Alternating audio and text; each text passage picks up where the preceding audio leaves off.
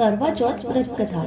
एक साहूकार था जिसके 7 बेटे और एक बेटी थी। सातों भाई व बहन एक साथ बैठकर भोजन करते थे।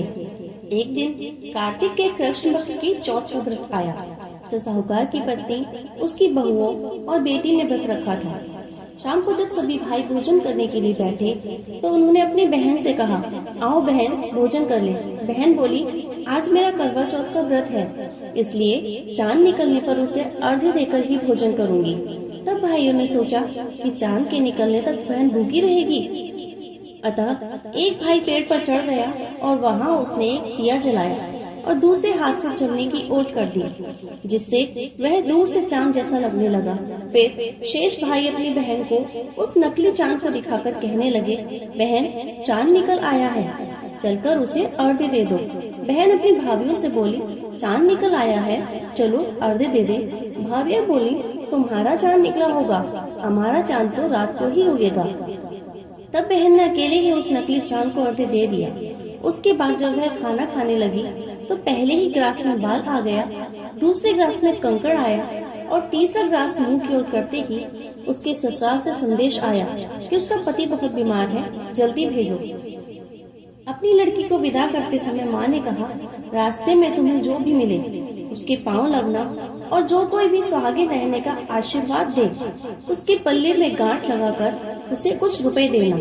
बहन जब भाइयों से विदा होकर ससुराल को चली तो रास्ते में जो भी मिला वह सबके पांव लगी।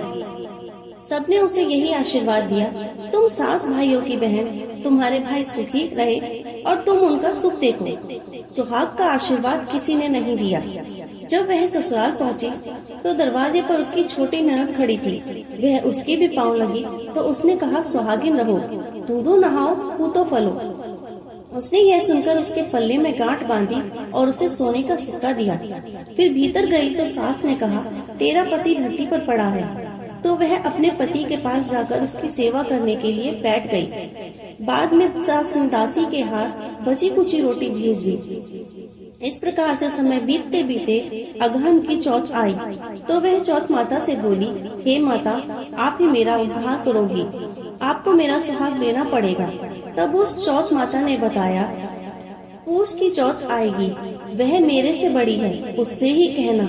इतना कहकर चौथ माता चली गई। फिर अगले महीने पूस की चौथ आई तो वह भी यही कहकर चली गई, आगे आने वाली चौथ से कहना।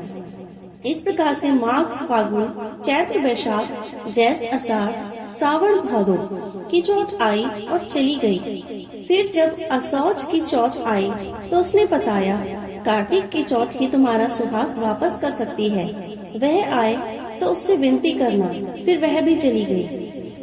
जब कार्तिक की चौथ आई तो बोली, भाइयों की प्यारी करवा ले, दिन में चांद उगानी करवा ले, व्रत खंडन करने वाली करवा ले।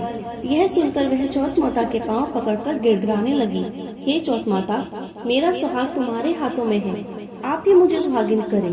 तो माता बोली, तुम्हारे व्रत भंग कर देने से भगवान श्री गणेश जी अप्रसन्न हो गए हैं और इसी कारण से तुम्हारे पति की यह गति हुई है। अब यदि तुम पुनः पूरे विधि विधान के साथ व्रत करोगी तो तुम्हारा पति जीवित हो सकता है। यह सुनकर उसने विधि विधान पूर्वक व्रत किया और चंद्रमा निकलने पर उसे अर्घ्य दिया।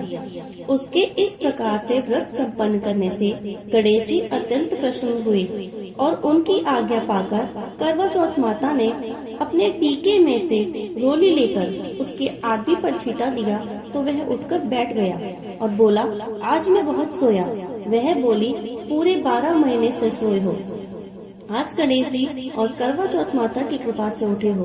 हे करवा चौथ माता, आपने जिस प्रकार से उसके पति को आयु प्रदान की, वैसे ही हमारे पति को दीर्घायु प्रदान करना। जो भी इस व्रत को करे और जो भी इस कथा को पढ़े या सुने, उन सबके पतियों की दीर्घायु प्रदान करना, सबको उत्तम फल देना। जय करवा चौथ माता की।